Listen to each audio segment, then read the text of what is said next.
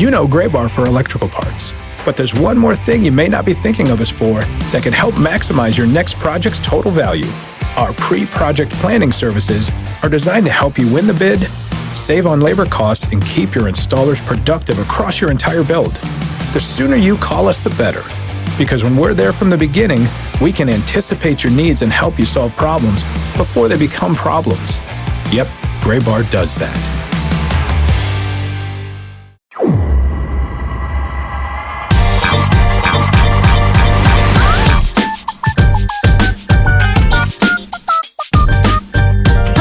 This week's episode of the Show Before the Show podcast, the official podcast of minor league baseball. We are shorthanded this week. We are just two legs of a tripod. We are ladder. What would two legs be? I guess you can't sit on anything with two legs. I'm not sure. I think it really depends on how the legs are situated. But yes, we are missing one of our appendages this week. Sam Dykstra, Tyler Mon, Benjamin Hill with you for this week's episode of the Show Before the Show. Sam Dykstra in the wilds of the Grapefruit League. I believe today is at Yankees camp in Tampa, Florida. Too cool to join us on this week's episode of the show. Now, we will hear from Sam, but not, actually getting a chance to talk to him in real time, which means that we just get to say whatever we want about him with no consequences. So these are some of our favorite episodes.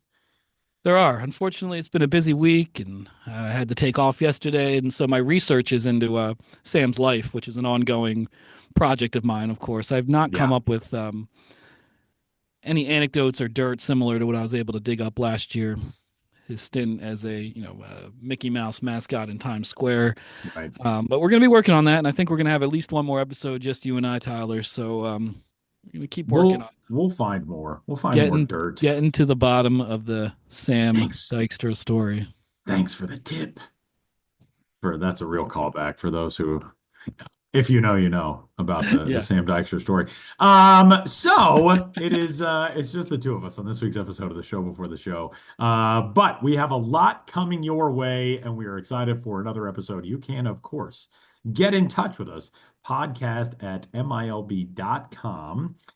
If you would have any questions or thoughts headed into the start of the 2025 minor league baseball season, we are stoked to get rolling with opening day just 3 weeks away, as crazy as that is. And we welcome you in on this week's episode. And we have so much to discuss. And of course, as we kick things off, one of the things that we get to discuss week after week, which is my kind of deal, more alternate identities. Benjamin Hill has the latest and greatest on some more alt identities across minor league baseball, starting in Delmarva. Delmarva, not a place that we hear a ton from in terms of alternate identities, but of course they've been part of Copa, and now they roll out the Wild Ponies. Is that this new Delmarva identity?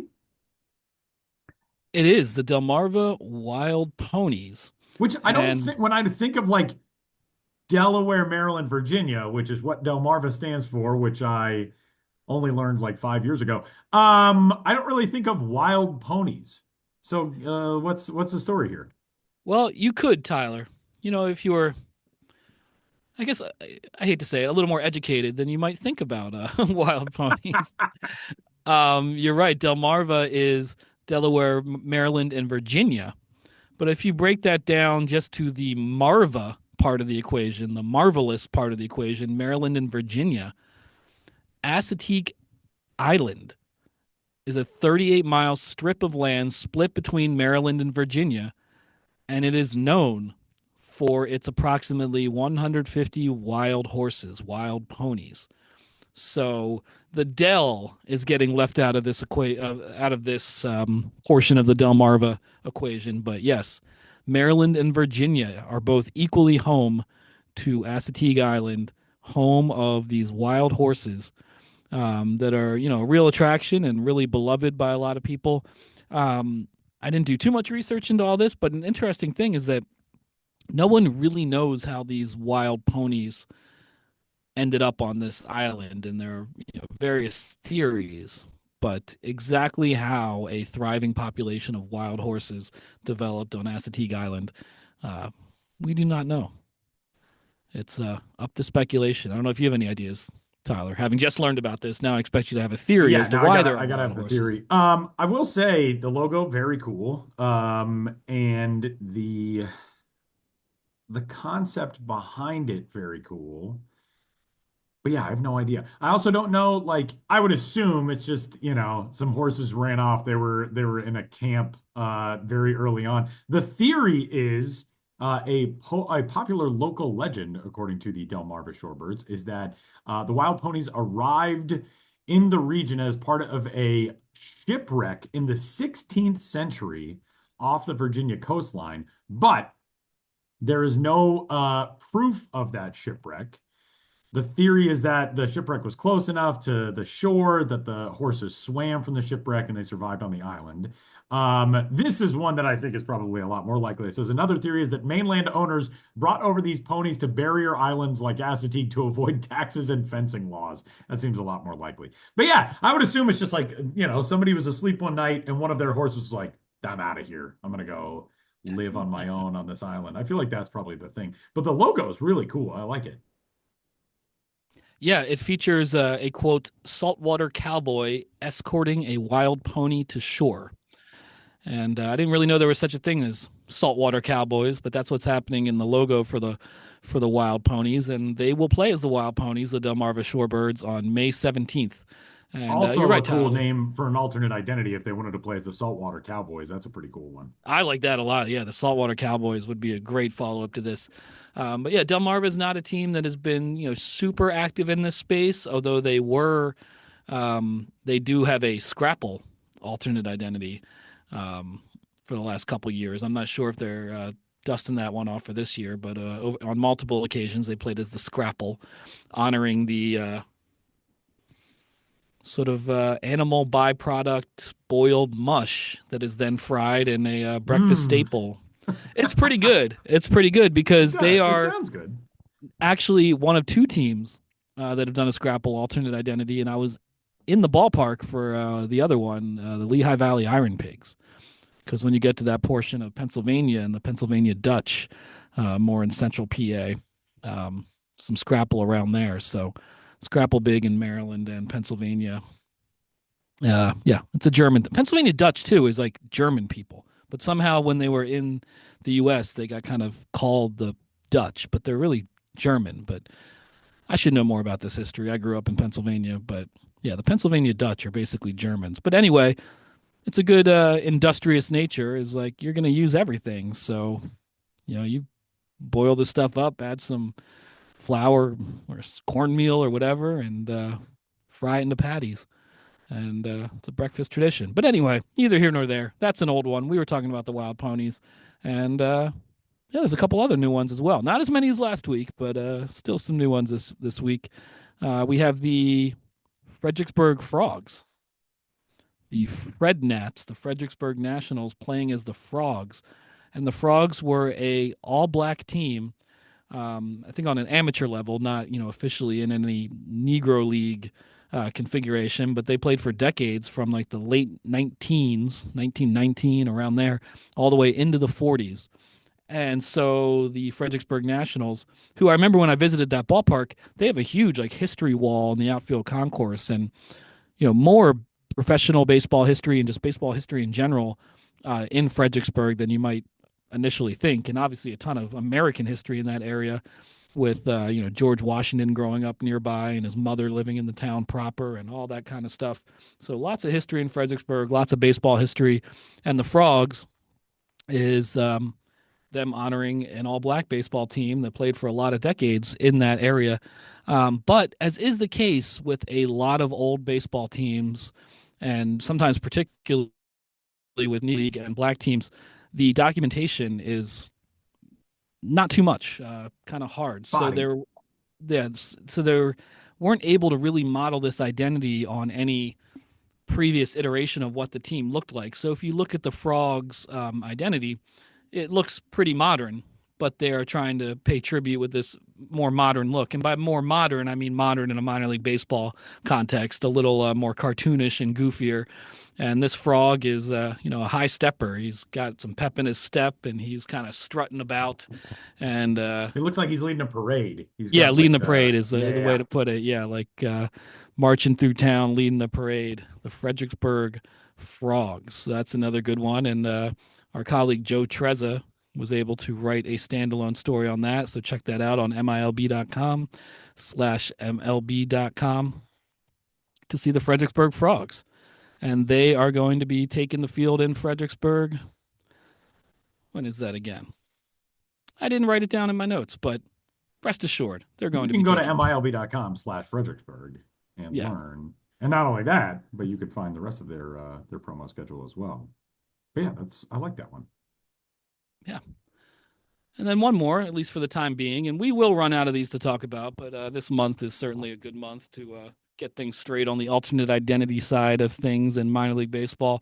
And this one's a fairly subtle alternate identity because the Round Rock Express, with Nolan Ryan as their principal owner, Nolan Ryan was known as the Ryan Express.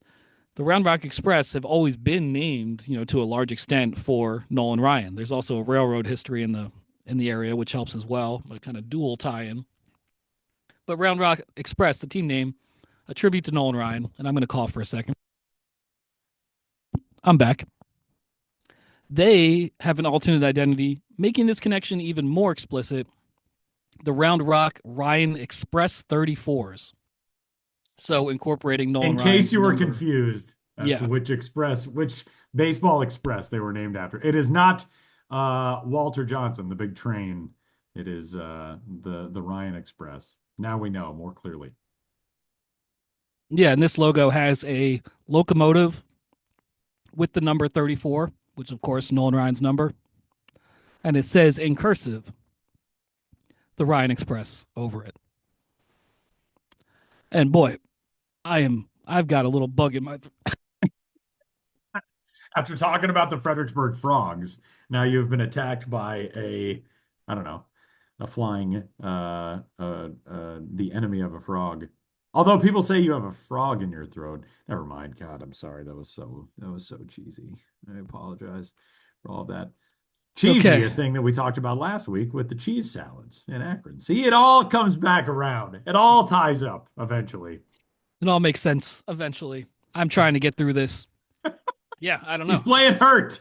I swallowed wrong, but the show must go on and we will get through because if there's one thing we must do, it's talk about every single new alternate identity. Every alt identity must be discussed. But that's all I got for now. Okay, Ben. In addition to the changes for some alternate identities, we also have some changes in the broadcast booth, in the front offices. Kurt Bloom, longtime voice of the Birmingham Barons, moving on. It's sort of an off season of change in that regard. We had a lot of longtime broadcasters who have decided to retire or move on. But Kurt Bloom, has been there for a long time in Birmingham, has seen a lot of baseball history. Yeah, 32 years. 1992 to 2024. Kurt Bloom was behind the mic for the Double-A Birmingham Barons. Spent more than 2 decades at the Hoover Met, their previous ballpark, which is in the town of Hoover, a suburb of Birmingham. Of course, moved to downtown Regents Field in 2013 when that opened. His third year with the team, 1994. He happens to be the broadcaster when who joined the Birmingham Barons, Michael Jordan. So pretty early in his tenure, he got to go through that, pick your cliche, traveling circus, let's call it, with the Terry Francona-led 1994 Barons team that had Michael Jordan on the roster. 4 Southern League championships, including in what turned out to be Kurt's final season in 2024. And we had him on the podcast to talk about that 2024 championship. It was a bit of an underdog team, not one that was looked at as, a bunch of world beaters, but they came together in the second half at the right time and won a championship. And Kurt Bloom goes out with the Barons, having called his final call with the team, that Southern League 2024 championship. And Kurt has made it clear that, he's going to keep calling some football and basketball in the Birmingham area, and that, he's not fully retired, and we don't know what's going to come next for him, but he is not out of the industry, and we might see him calling baseball again at some point. Who knows?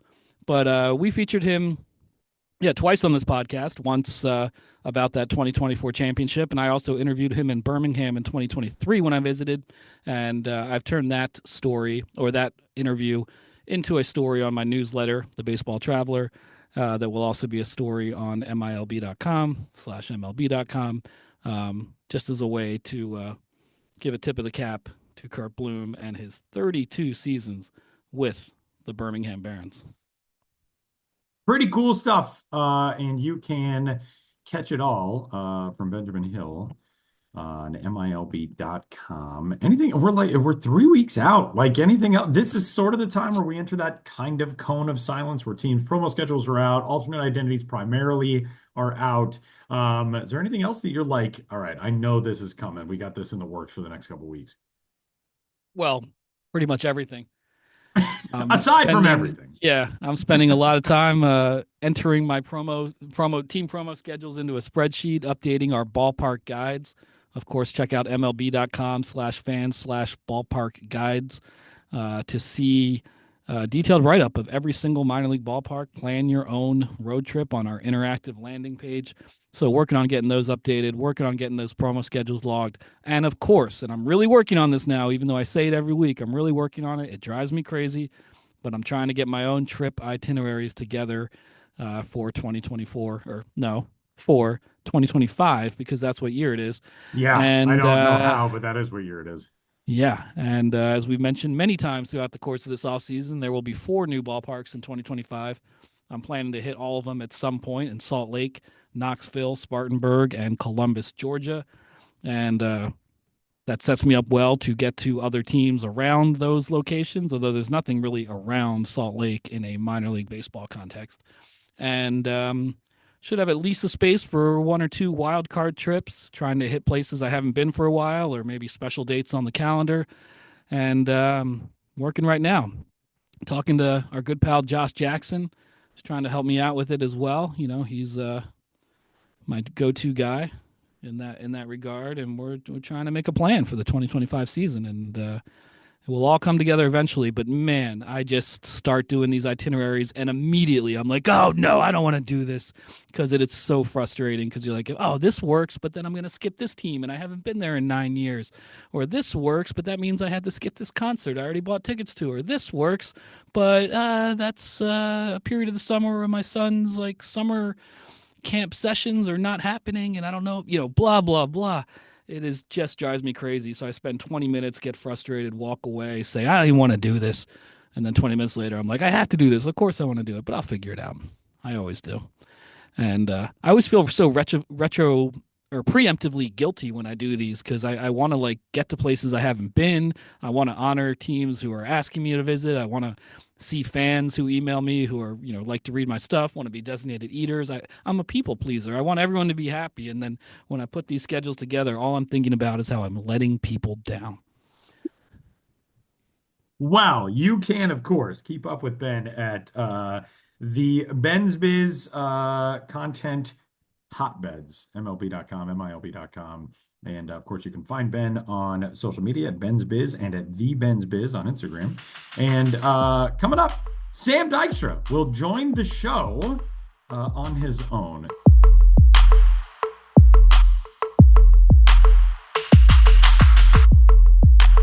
Hi everybody, it's Sam Dykstra coming to you from a hotel outside of Bradenton, Florida. Typically, we would call that home of the Marauders when we are in the regular season. For now, we'll call it the spring training home of the Pittsburgh Pirates. I don't know if Ben or Tyler explained this in the opening segment. I'm sure they have. I'm sure they've explained many things, and I'll get to that in a moment. But I am in spring training right now. I'm following around MLB Network, doing the 30 camps, 30 clubs in 15 days. Series with the MLB Network. And I have the Florida swing, so I've been going up and down the Gulf Coast this week. Tomorrow will be day 5 in Bradenton of that 10-day swing for me, and then that'll extend through the spring breakout, which will begin next week as well. And spring breakout rosters are now available. If you haven't heard of what spring breakout is, last year, it's a great time to get on board. Spring breakout is an exhibition series across Florida and Arizona, pitting the best prospects from all 30 farm systems against each other. Not in a tournament format exactly, but there are plenty of games between teams in Florida, teams in Arizona, all focused on prospects. So I will be there for the Florida opener between the Red Sox and the Rays, which I'm very excited for. Those are the two most talent-rich farm systems in baseball. But that's next week. So what I want to do is just join the pod here real quick to keep you guys updated and bring you guys some of the news and some of the things I've heard talking from prospects and farm directors across the Gulf Coast while I've been here the last 4 days. But before I do that, just a reminder, if you listened to this version of the show last year when I was on the road, hopefully you remember that when I am not there and Ben and Tyler are left unsupervised, sometimes they make up fictions about my life. And typically that's not true about what they say, unless they change tack this time. And I won't say anything bad. I will just say that they are very important people to me. They are tremendous coworkers, tremendous friends. And I'll leave it at that. But if they did make up something about me in the first segment, then they're lying. They're liars. They're dirty liars. And you should know that. Anyways, moving on to what's happened here in Florida. It's been a great trip so far. It started in Lakeland in Detroit Tigers camp. I got to speak to Jackson Jobe, their number one prospect. Also, I suppose I should say this. It's funny it's taken me this long to say it. The top 30 lists are all out, all over MLB Pipeline. All 30 top 30s are out. Please go there for your perusal. I'm not going to go through all 30 right now. Maybe in the future we can do that. My brain is all over the place in spring training, but yeah, I mean it's almost self-explanatory to that point. Like anything I can say is just going to be in those blurbs. It's a lot of hard work done by myself, Jonathan Mayo, Jim Callis, plenty of beat writers. I know Annie Rogers, Jason Beck, Adam Barry, Keegan Matheson have helped me out with my lists this spring, and I couldn't be more grateful to them for their hard work. MLB.com beat writers, but and it goes beyond just our writing. There's a lot of editing. There's a lot of putting these lists together. There's a lot of getting the grades in order. There's a lot of getting photos in order, biographical information. So all the top 30s are out. So when I say Jackson Jobe is the number one prospect in the Detroit Tigers system, that is officially stamped on there for 2025. So I got to speak to him in Tigers camp earlier this week. Great conversation with him, just both on camera and off to the side. Jackson Jobe, an incredibly smart pitcher. And a guy who knows the science of pitching and also the art of pitching. You might remember him from making his major league debut late last year, then pitching in the postseason in the bullpen for Detroit. Everybody believes he's a starter. He's only 22 years old. He's got some of the best stuff in all of prospectum. With that fastball, his slider has always been really good. One thing he said to me, not on camera but off to the side, was, I've long had a sweeper. I didn't call it a sweeper. I called it a slider, and now everybody calls it a sweeper, just because it's a pitch with great horizontal break, tons of spin. But he was realizing it just wasn't getting swing and miss, either in AAA, major leagues, what have you. So now he's kind of put that off to the side, and he's gone to a curveball that he had in high school, but it gives him more of a vertical look instead of the sweep that's going across the plate. This is going up and down. It still has some sweep. It's not a 12-6 pitch whatsoever, but it gives him a little bit different look. And I think part of that, and he was also a guest on the MLB Pipeline podcast, our brother show or sister show, however you want to put it, our sibling show. And he said, if so many people are throwing sweepers now, batters know what sweepers look like. So I'm trying to add this curveball just to fool them, something maybe they haven't seen yet. And, of course, he flips that in at 3,000 RPMs as well. So Jackson Jobe continuing to fiddle with his arsenal. A big reason for that is the guy wants to be great. I mean, you look at what Paul Skeens did last year. He wasn't throwing pitches that he was throwing in college. That Splinker was a new pro addition last year on his way to winning Rookie of the Year. Jackson Jobe has those same aspirations to get there. and be, a potential Cy Young candidate someday right alongside Tarek Skubal in that Detroit rotation. So that's going to take some fine-tuning. It's not going to be relying on just his present stuff. It's going to take more than that, and he understands it. And to hear him say that and speak so maturely at 22 years old. I mean, he was a draft pick in 2021. He was the third overall pick. But he gets that you can't just rely on what you have. You have to be constantly improving. So great to talk to him, but also one other thing I want to share, just picking up at a Tigers camp. I'm fascinated by that catching group that they have with Tyrone Lorenzo and Josue Briseño. Briseño being the Arizona Fall League Triple Crown winner last year. Lorenzo they got in the Jack Flaherty deal with the Dodgers. It sounds like Lorenzo, they're really enthused by what he can be as a catcher. I know he's played some first base and really turned on the power after the trade and carried that into the Arizona Fall League as well. Briseño is going to be a little bit more of a experiment behind the plate. You might remember the reason why he went to the Fall League in the first place was that he had knee surgery and they didn't want him getting in the squat. And I think part of that is still protecting the knee, but the other part is he had a ways to go behind the plate to begin with, and they believe in the bat. They want the bat pushing his way toward Detroit. So if they're worried that the catching is going to get in the way of that, you could see him catch 2 to 3 times a week at least to begin the year. Maybe they expand that out if it looks good, but right now expect it to still be first base and catcher for Josue Briseño. From Tigers camp, I went to Phillies camp, caught up with Andrew Painter there. Andrew Painter, their top prospect. We haven't seen him in a regular minor league setting since 2022, if you can believe it. He underwent Tommy John surgery late in 2023. That knocked him out. He hadn't pitched all that year. He was actually hoping to make the major league rotation, or there were some discussions about him making the major league rotation out of camp in 2023. Had some elbow issues, constantly got it looked at, decided fairly late in the season to get Tommy John surgery. That knocked him out for all of 2024 as well. We saw him come back in the Arizona Fall League, where he was easily the best pitching prospect there and the best, most productive pitcher there. So now, this spring, it begged the question, like, okay, what are they going to do with him?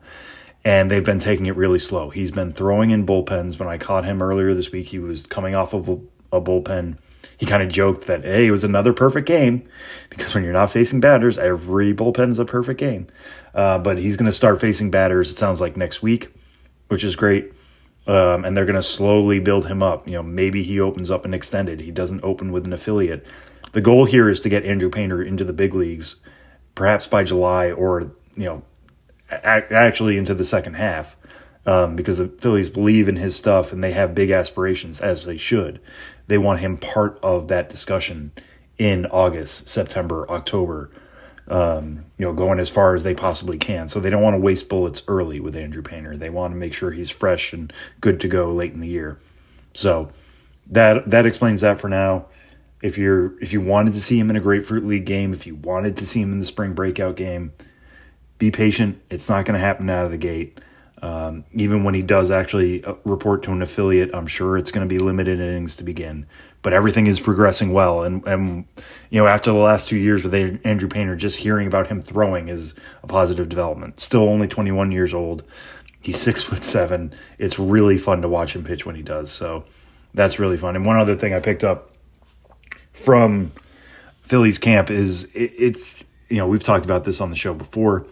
Automated ball strike system, the challenge system, is currently being employed in many spring training parks, but it's something that's originated in the minor leagues between AAA and the Florida State League. Eduardo Tait, their number 4 prospect and another top 100 guy for the Phillies, is a catcher. And I just kind of wanted to ask about that, because he's somebody who could very well start the year in the Florida State League back with either the challenge system or ABS. We haven't officially heard word on what exactly is going to be the system in place in the FSL.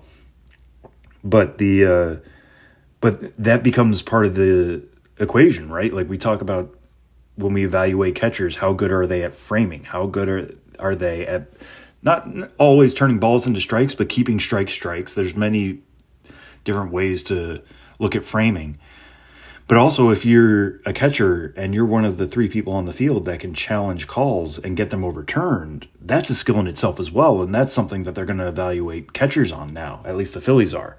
So Tait's, that, he still has a ways to go defensively. He's a really good hitter. They believe in the gains he's made defensively. But this is another tool that he could have. Like, if you have a good eye behind the plate, and JT Realmuto, obviously in that organization, is as good as it gets, with an eye for what is a ball and a strike back there. And he showed that this spring with some of his challenge calls. But if Tait can be good at understanding that and getting some calls overturned, turning balls into strikes quite literally with challenges, he's going to have even more of a green light. The team's going to trust him even more to do that. Whereas, think about it like in terms of stolen bases. If you go 4 for 10 in stolen bases, it doesn't matter how fast you are. Teams aren't going to let you run because you're just not efficient at it. You're not good at it. It could be the same thing with the challenge system. Even if you're a catcher, they may say, hey, like, we don't trust you so much to use up our challenges. We're going to hold off on that with you.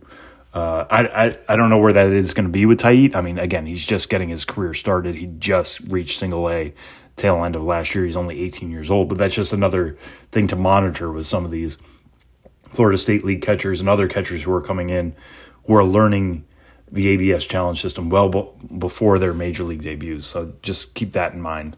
That was something I picked up from there, and then went to Red Sox camp here on Wednesday, and that was great. Just to check in with a few of their prospects, specifically Christian Campbell. Talked to him for quite a bit. It hasn't been the easiest spring for Christian Campbell. I've said this before in many other places. I kind of expected him to win the second base job out of camp, even after signing Alex Bregman and putting Rafael Devers at DH. And it's been a little bit more of a tough adjustment, at least this spring. And he's talked about this elsewhere. Alex Cora has talked about this elsewhere. He's gotten a little jumpy. He's forced things a little bit. When I asked him about it on camera, he's like, I'm not coming in here thinking about winning a job. I'm coming in here trying to learn. It's his first camp. It's his first major league camp in spring training. Last year, he was on the minor league side, obviously. Had yet to break out, but we started to hear whispers last spring that it was coming. Now there's a big spotlight on him. And maybe he was getting a little too swing happy. He was chasing outside of the zone. That's not who Christian Campbell is. I mean, there are 4 core principles for the Red Sox, and I'm going to try to do this off the top of my head. They are bat to ball, ball flight, bat speed, and swing decisions. There they are, all 4. And I asked him about that. I'm like, what's most important to you? And he said ball flight because, at Georgia Tech, he hit the ball on the ground a lot. Now he's starting to elevate a little bit more. But we've also heard that he's improved his bat speed to the point where, he's swinging much harder than he ever did in college, and that's only a good thing. And the Red Sox are like, that's what we want. We want guys swinging the ball hard. We want them hitting the ball in the air.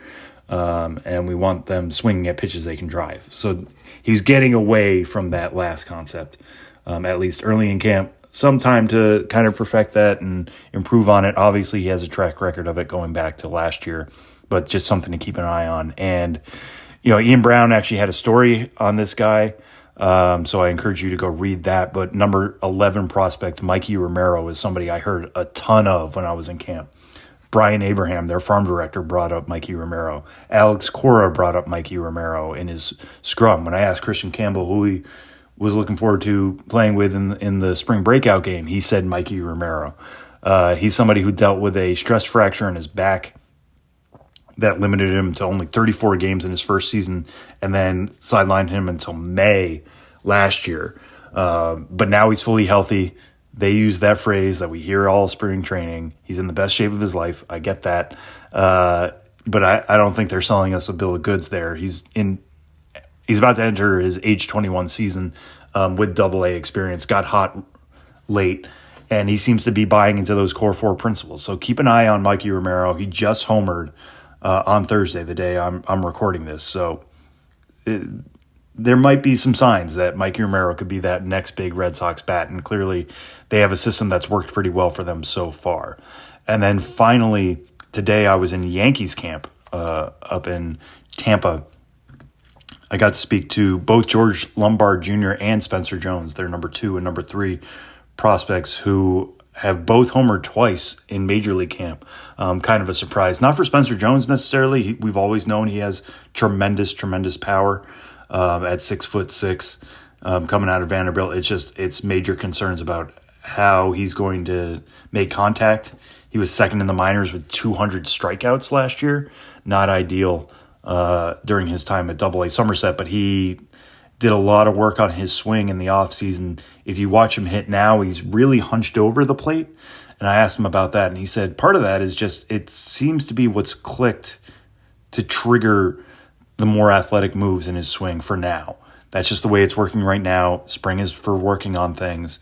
Nothing's locked in. You might see him get even less crouched over as the spring goes along and as he realizes he doesn't need to do that as much. But it is working for him so far, so just keep an eye on that if you're watching any Yankee spring training games. If he does look hunched over, he's aware of that, but that's something, again, that he thinks seems to work for him in terms of elevating and pulling the ball.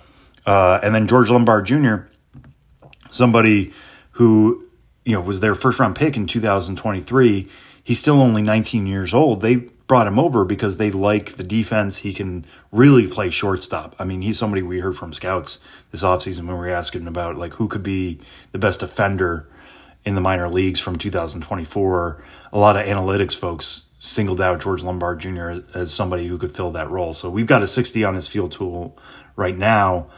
Didn't have the best overall numbers between Tampa and Hudson Valley, but the underlying data was pretty good. He only hit 231 with a 672 OPS, but the guy puts the ball in play pretty well. And watching him hit this spring, and I asked him about it, it looks like a much simpler, quieter setup at the plate. He's not bouncing around as much. He's not moving the bat as much, moving his shoulders. It's staying short to the ball. And, he could be an average hit, average power guy, but if it works with that speed, with that defense, he could be an everyday guy up the middle for the Yankees. Maybe their future second baseman. We'll see how things go along. Again, only 19. I live in New York, as you all know. I see as much stuff about, hey, what about George Lombard Jr. at third base? We have a hole at third base and he's playing well. It's not going to happen. Not right now. The guy needs to go get reps, more reps at high A, to be honest with you. I mean, he just got there and played 29 games there and had a 617 OPS. So he's probably opening in Hudson Valley, if I had to guess. But all the pieces are coming together. Would not shock me at all if he's a top 100 prospect at some point this season, if these spring improvements carry into the year and he moves quickly once again.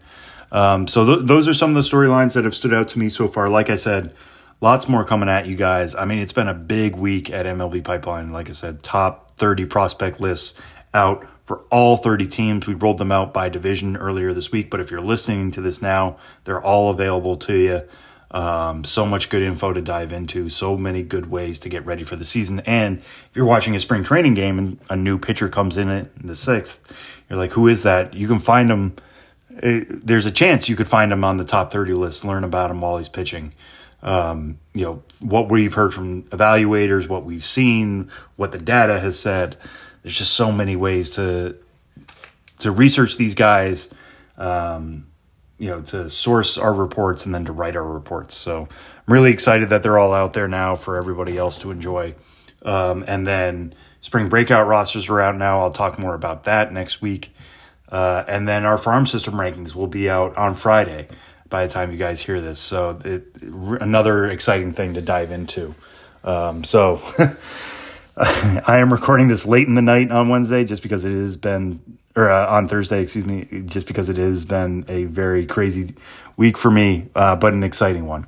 And with all that out of the way, I will be back next week on the show, probably in the same format, to talk to you about some more of my stops on the Gulf Coast.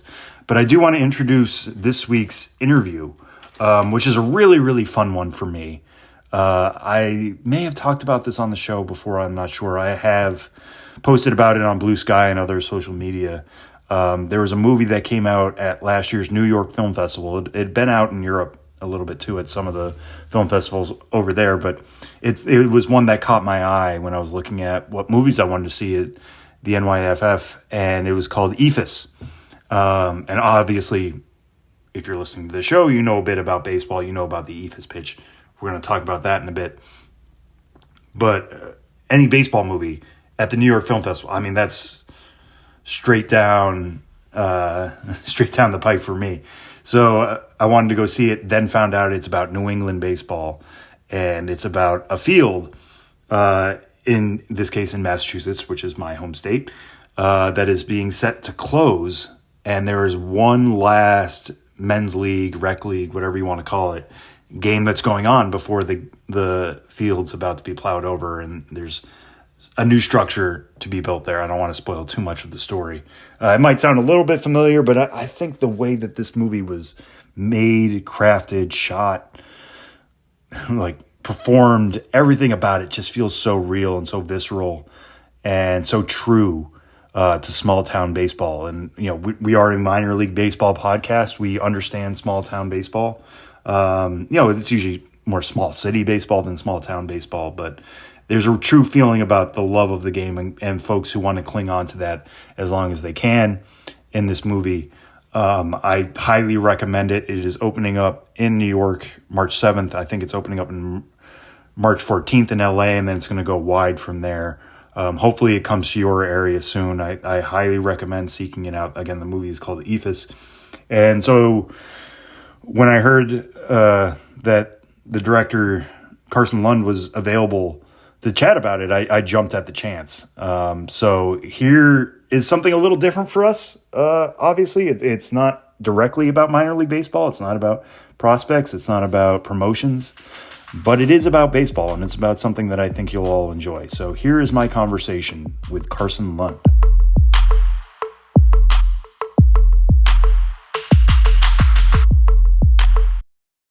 This episode is brought to you by Indeed. Stop waiting around for the perfect candidate. Instead, use Indeed sponsored jobs to find the right people with the right skills fast. It's a simple way to make sure your listing is the first candidates see. According to Indeed data, sponsored jobs have 4 times more applicants than non-sponsored jobs. So go build your dream team today with Indeed. Get a $75 sponsored job credit at Indeed.com/podcast. Terms and conditions apply. Well, we're pleased to have Carson Lund, director of Eephus, a new baseball movie coming out in the month of March, on the show before the show this week. It's something that opens in New York on March 7th and LA on March 14th. But before that, Carson, you guys are going on a barnstorming tour, and I love using that for a baseball movie. It's not a promotional tour, it's a barnstorming tour through New England on February 25th to March 2nd. You guys have been to the New York Film Festival, Cannes, BFI London. I mean, this thing is not only sweeping the nation but sweeping the world in some ways. I mean, what has it been like to take this movie everywhere so far? It's been really surreal. You know, I made this very small independent film in about the region I'm from. I'm from New Hampshire. You know, it's about a recreational league, you know, of a bunch of guys who just do it for the love of it. I could never anticipate this level of I don't know, success and visibility for the film. I certainly wanted that. I think it's a film that can speak to a lot of people, obviously around the world, but I certainly didn't expect it, and it's been absolutely wild to encounter all of this. Yeah, and just because this is a very small movie, you know. right. Right. Yeah. And we'll get into just how small it is in a second, but you touched on what it's about. And I suppose we should say that from the top here. It's a movie that should be very relatable to, I think, a lot of people listening to this show. It's about, you know, a baseball field that's about to be plowed over or bulldozed over for something else. And I'll let people watch the movie to find out what that is. So it's 2 rec league teams, just trying to stay on the field as long as they can and trying to have one game that lasts a very long time. I mean, you touched on it. You're from New Hampshire. You know, you grew up in New England. This movie takes place in New England. How much personal experience are you drawing on, not only in the baseball game itself, but also just in the small, minute details? Yeah, well, I've played baseball my whole life. You know, with the exception of like a good maybe eight or so years where I stopped playing and kind of pursued filmmaking and music. And came back to the game actually when I moved out to California.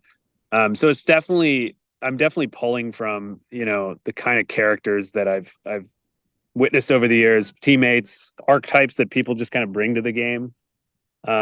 Certainly reflecting on all of that, but and even kind of including my dad's experiences. My dad, is the reason I am so in love with baseball. I would say he was my coach for many years, and he plays in leagues himself. And I'd been to some of his games, so I was drawing from all of that. But specifically, I wanted to capture the feeling of fall ball in New England. I think it's such a precious thing that is so fleeting. You're everyone's trying to make the most of those final days of being able to play before it gets too cold, and the snow comes and everyone's indoors for 4 months or 5 months. So I really wanted to capture that particular feeling, even though I'm here in California now. That it's kind of led me to feel very wistful and kind of I'm always kind of missing the seasonality of New England, and I really wanted to capture that feeling. Yeah, and it definitely comes across. I mean, not only in the way the Leafs pop off screen, but just that feel, like you can almost feel the cold in the air as you're watching it. Mm. And that kind of touches on one thing I want to ask about in terms of your shooting style for baseball. I mean, baseball obviously is the unpredictable game. Like if you want a guy to hit it to right field, that's not always going to happen. And yet you're working on a script in which, hey, you need to hit it to the guy in right field so the guy in right field can do something. What are the difficulties and how do you overcome that in just trying to shoot a baseball movie? Yeah, I set myself many challenges for sure. Trying to work with actors who, I was basically going off their own testimony as to when they last played or how familiar with the game they were. I had to cast this remotely for the most part. So when I actually got on the field with them and we were doing rehearsals, there were definitely some surprises there, and I had to kind of embrace that this is a movie about over the hill players who are a bit sloppy but are really there for the love of it. But so much of the early rehearsals, it was just like a baseball practice, and I still play, so I'm basically being a coach, and I realized like coaching and directing is quite simple, quite not simple, quite similar. It's about leading people and being able to answer anyone's question at any given moment. And it's a stressful job, but it's a fun one. And yeah, as far as like actually, capturing it all on screen the way I wanted to, I mean, I really feel that a lot of baseball films, they use montage too heavily to sort of chop up the game and create a sense of the flow and continuity of plays. But for me, as a purist and as someone who plays myself, I think you can see the kind of the seams, and it feels false. And I really wanted to make a film where we weren't cutting all the time, and we were doing a lot of the action in wide shot, and so that we're able to see the entire play and the relationship between different characters on the field. So that basically just required that we had to do a lot of takes, and I had to be open to a certain level of like I said, sloppiness, and at some point you just kind of, there's one take where you just get the right alchemy of chaos, and that's the one you go with. But yeah, I mean, like sometimes regarding like, okay, I need the ball to go to right field, sometimes we would actually have to rejigger the script just a little bit based on what happened. If someone wasn't able to get it over there, we'd have to go with it and and adapt accordingly. So the script was almost having to adapt on the fly throughout the film, but while staying within certain rigid guidelines that we had established and certain shooting methods that we wanted to kind of maintain. But sometimes, it was just a matter of, I would throw 50 pitches to someone until they got the ball to right field, so it's just, we gave ourselves that time. We had a really really close knit crew and cast that lived together for the whole month, and we became very very close, and people really devoted themselves to this. So that's Yeah, I what mean, made it all happen. yeah, the actors, it feels very lived in. It feels like these are guys who have been playing against each other for months, years, decades, even in some cases.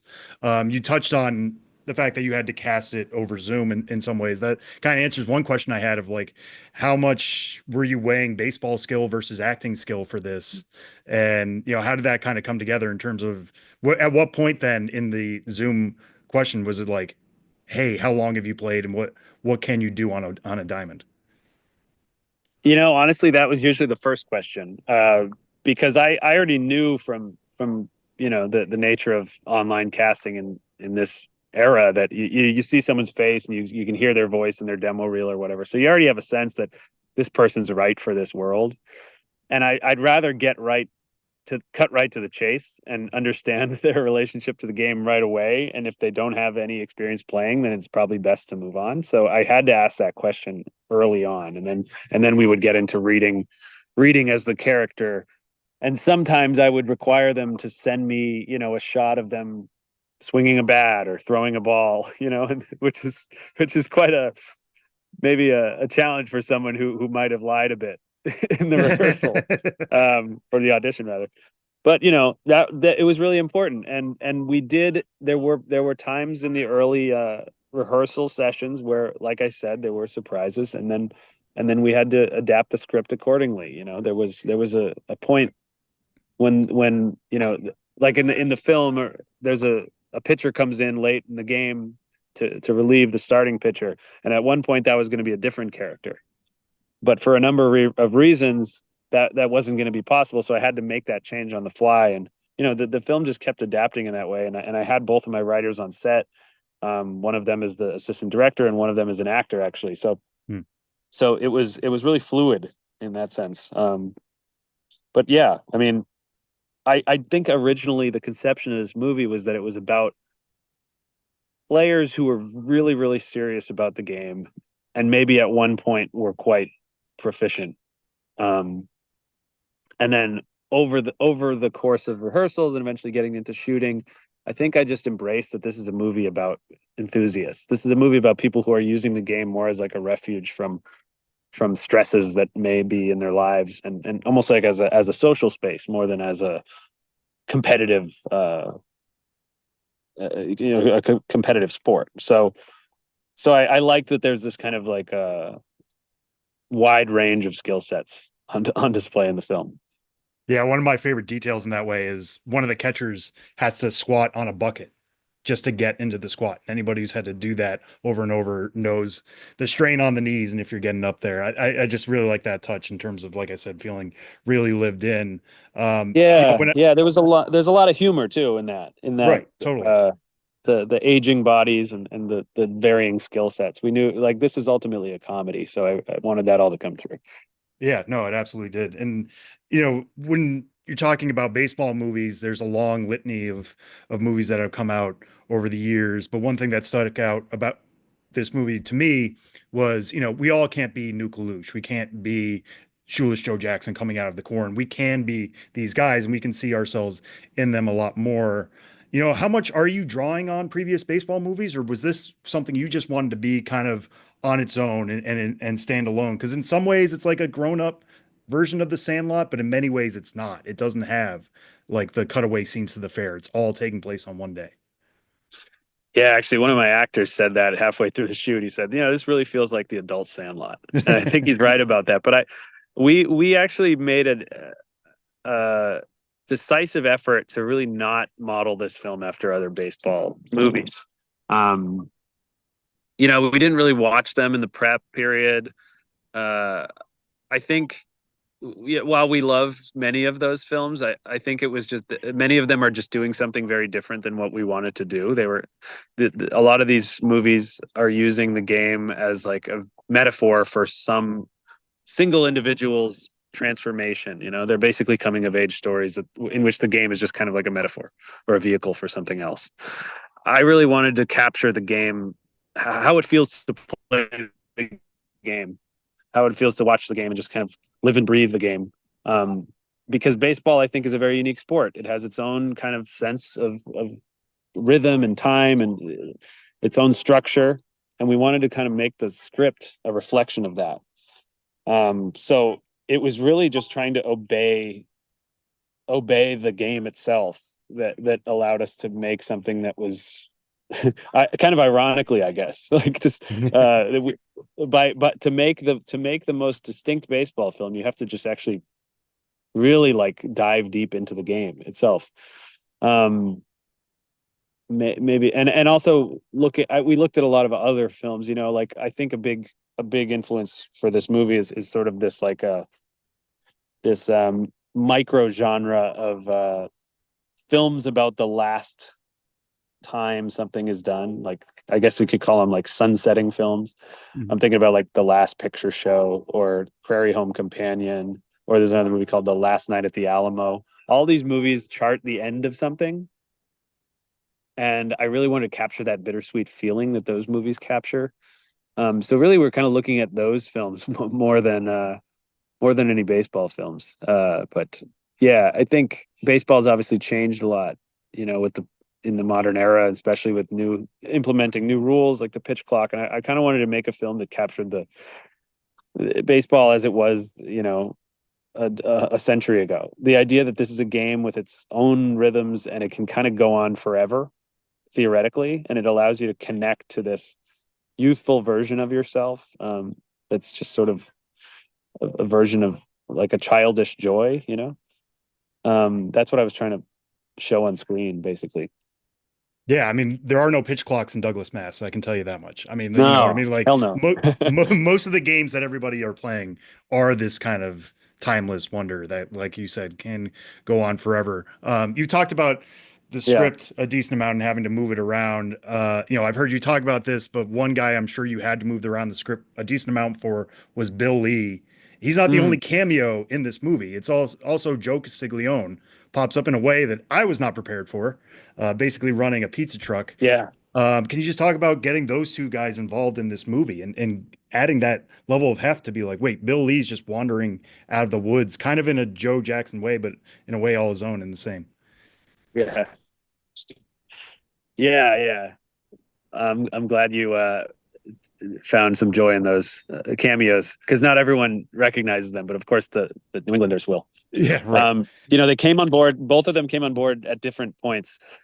Bill was very, very early on, because I knew I wanted someone with his sort of like mythic stature. I knew and I needed to be able to actually, they needed to be someone who was kind of accessible. And I knew that he'd been in other film projects, so I tried to reach out to those filmmakers and see if I could get in touch with him through them. But at the end of the day, I just ended up calling his landline. He lives in upstate Vermont, and he answered right away and was very personable and easy to talk to. I mean, he's a hilarious, eccentric guy who it wasn't hard to convince him. I mean, he likes the spotlight.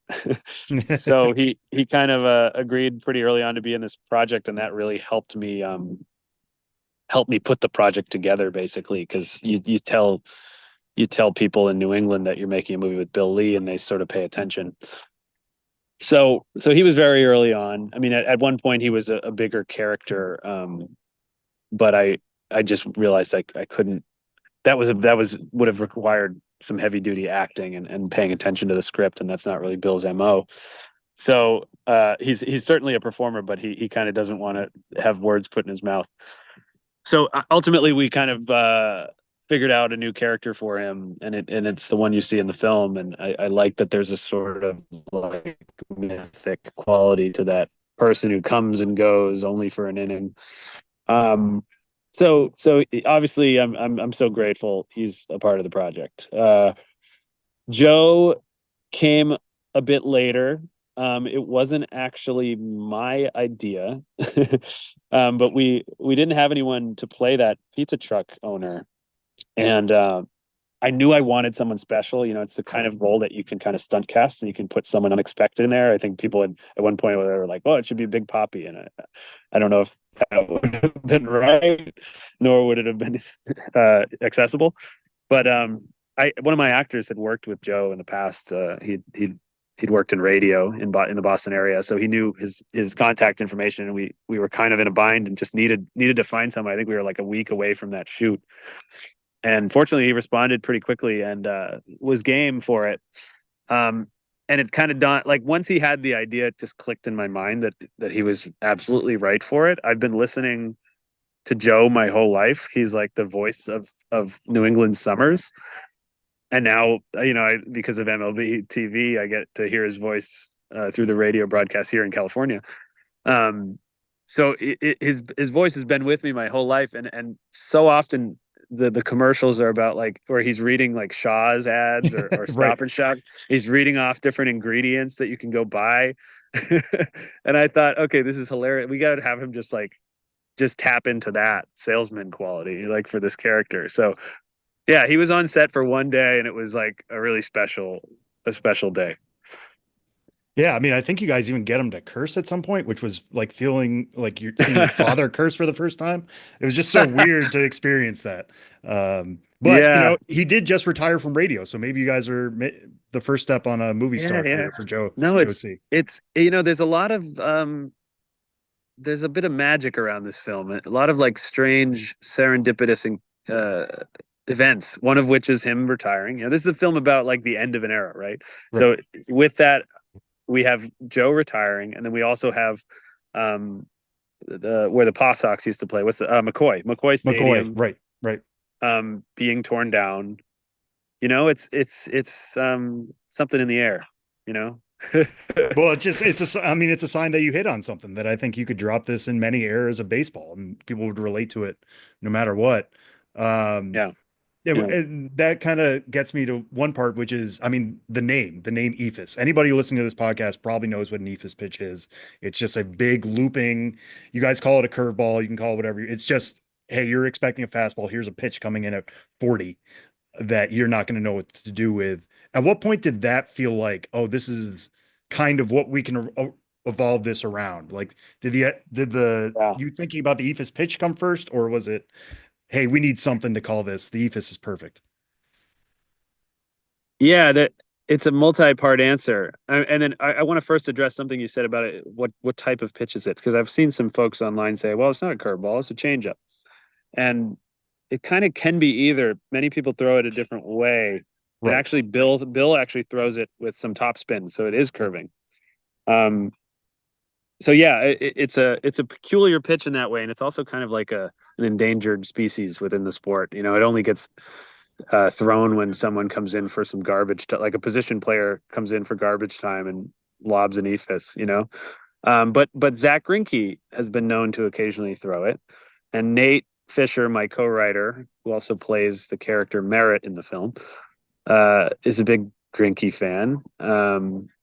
And had spent a lot of time watching his post-game press conferences and just observing bits of his mannerisms and trying to kind of model his own character after him. And somewhere along the way, he just said, well, then my character should throw Eephus. That should be his thing. He should be an Eephus guy. That was probably somewhat early in the writing process, but I don't think we came up with that scene or with the idea to name the film that until a bit later. But once we realized that should be the name of the film, it made complete sense. This is a pitch that is intended to catch you off guard because of its radically different pace, which I think this film is doing. This is also a pitch that belongs to a much earlier era. This film is set in the 90s, and I think it evokes baseball of the past as well. And then it's also just a funny word. the word sounds like a comedy to me. And it looked once we put it on, we picked a font and we kind of put it up on screen. We said, that's definitely the title.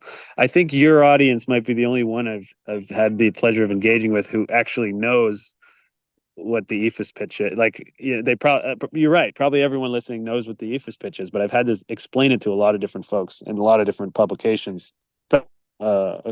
In other countries. And actually, it's funny because the programmer in Cannes who selected the film, forever grateful to him, of course, but he actually kind of suggested that I consider changing the name because of how esoteric it was. But I stood by it, and I'm glad now it's having some resonance here in the US. No, I mean, the gospel of Greinke should be spread far and wide. So I like that idea. And I can definitely see that in his character as well. So if you are a Zach Greinke fan or a fan of Zach Greinke press conferences, another reason to check out this movie.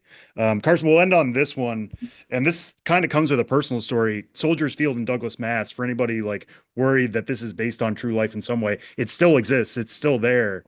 And actually, my sister and her family live in Northeast Connecticut, like 2 towns away.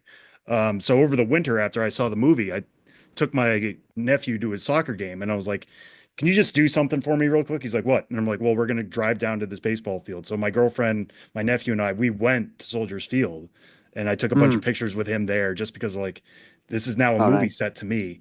He doesn't know that yet. He'll see the movie years from now, maybe, but he's only 7. But it Yeah. was just so cool to take him to that place.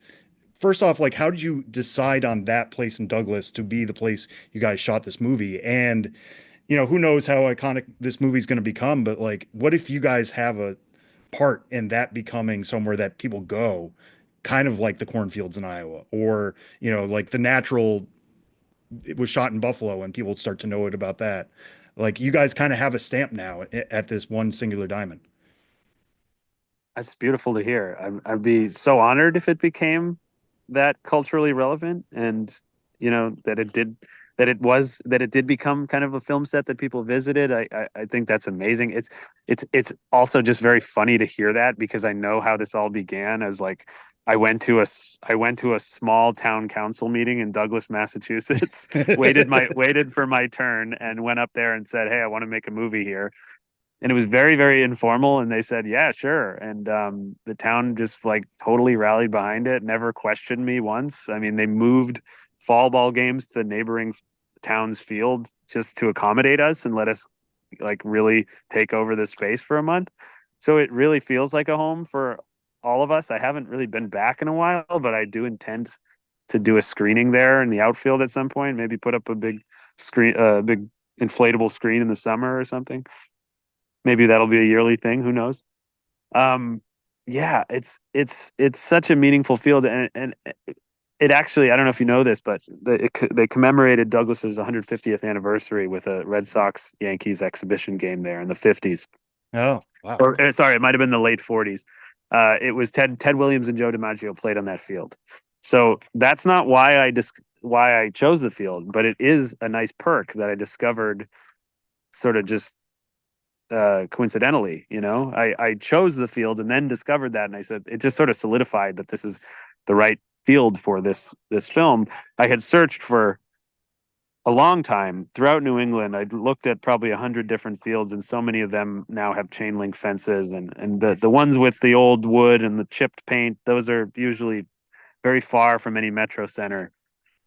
And that was important for us making a film, needing to rely on a kind of Boston pool of Boston talent. So Douglas was a blessing because it was kind of close enough to Boston, very close to Worcester. And I discovered it pretty late in the in the scouting process. And it was like we just kind of stumbled upon it, and it was like a dream come true.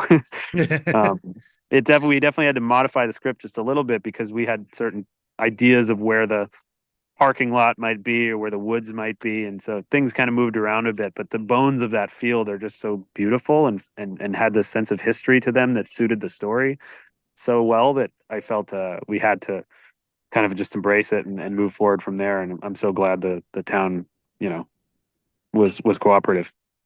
Yeah, and I know we're two New Englanders talking about this, and this is, again, Douglas, Mass, which, like, now it means something to anybody who's seen the movie. But there's a Douglas in Minnesota. There's a Douglas, like, anybody who's ever lived in a small town can identify with this field in some way. If you've ever had a press box that's a slightly different tinge of green than it was 20 years ago when you first played on it, Right. you'll identify with this field in some way.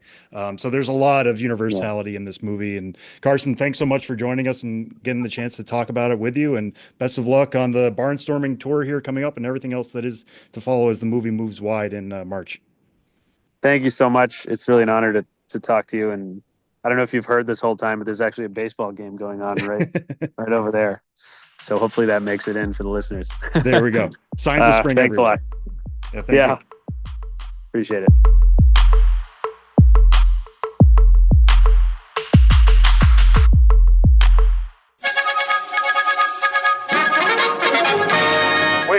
this podcast to bring you another thrilling edition of Ghosts of the Miners. Now, here's your correspondent and host, Joshua Jackson.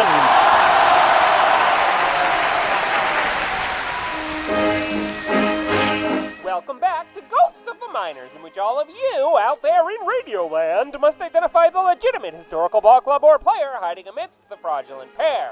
One once brought the fans out to the ball yard. The others tried to take you for a ride. In the last segment, I asked you which of the following minor league baseball teams did at one time exist. A. The Susanna Hatmakers. B. The Marietta Tie Weavers.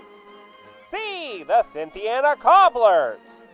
I hope you trusted your soul and didn't hold your tongue if you picked C, the Cynthiana Cobblers, who laced around the bases in the old Bluegrass League of the 1920s. That Bluegrass League had been around in various iterations going back to the 19th century, and it grew up in Kentucky's fertile cities again in 1921 as an outlaw league. By 1922, it was an official minor league baseball circuit, and by 23, the Cynthiana Club, previously known as the Merchants and the Philanthropists, was routinely being referred to in the press as the Cobblers. Sure enough, the seat of Harrison County was known not for fixing footwear, but for brown booze. And the Cynthiana Cobblers were named for the Whiskey Cobbler, a cocktail that goes all the way back to the late 1700s, featuring whiskey, simple syrup, fruit, and crushed ice that may have, in its resemblance to cobblestones, given the beverage its moniker. Playing during Prohibition, the Brewglass League, that is, the Bluegrass League, kept the good times flowing, fielding not only the Cobblers, but also the Paris Bourbons or Bourbonites. And the Cobblers had reason to be in high spirits in 23, as they went 54-43 to win the pennant. That 23 title was won with the aid of an arguably ineligible pitcher, Ray Donovan, who had been sent by the St. Louis Browns to the Southern Association, but had understood himself to be a free agent and signed with the Cobblers. The team that finished one game back of Cynthiana, the Winchester Dodgers, sought to have 7 of the Cobblers' victories invalidated. Winchester whined about it all the way up to Judge Kennesaw Mountain Landis, who declared he had no jurisdiction in the matter. Ultimately, even if the roster was cobbled together with the benefit of some confusion, the Cobblers kept the crown. In 1924, the Cobblers were just peachy, but not premium. They finished a half a game behind those Bourbonites. How are you going to keep Cynthiana down on the farm once they've seen Paris win it all? Well, we never found out, as another off-the-field dispute had the whole Bluegrass League seeing red. During the following offseason, the state's Court of Appeals ruled that it was illegal to play professional baseball games on Sundays in Kentucky, leading to the circuit's demise. And that's how the Cynthiana Cobblers were unshod. Now, on to the question for next time. Which of these players had an almost presidential air on the mounds of the miners of yesteryear? A. Bob Reisenhoover. B. Bob Eisenvelt. C. Bob Rosataft. Want to know the answer? Vote. Or tune into the next Ghost of the Miners. But for now, you'll have to excuse me. My producer Ben Hill is getting ready to turn his clock forward, and I'm still living in the past.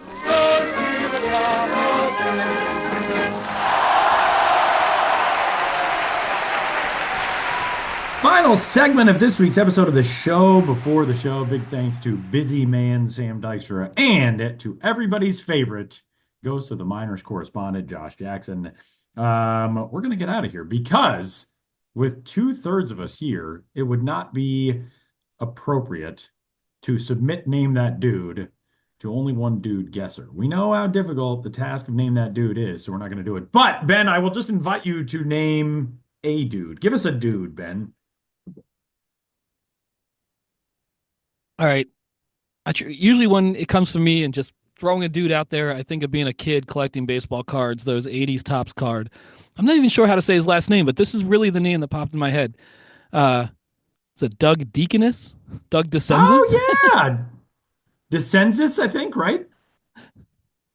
Yeah.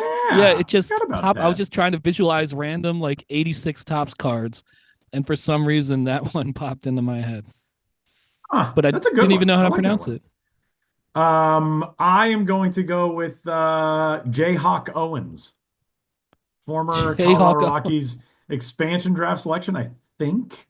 But just like a random man, he actually played in 4 big league seasons, 130 games, career 232 hitter with a 714 OPS. Jayhawk Owens, who is a member of the Middle Tennessee State Athletics Hall of Fame, which I learned just now reading that. We talked about him on this podcast. It wasn't. Yeah, we have had a Jayhawk Owens mention. But I came across his name when I was doing something, and I was just like, I'm going to run that by Tyler. Yeah. Because I don't remember Jayhawk Owens, and I can't remember if it was on an episode or just off the air, so to speak. But we've talked about Jayhawk Owens before. I wish, and maybe there is an explanation somewhere on the internet about his middle name, but his full name is Claude Jayhawk Owens. Ah, there is. Okay. His according to Wikipedia, so who knows?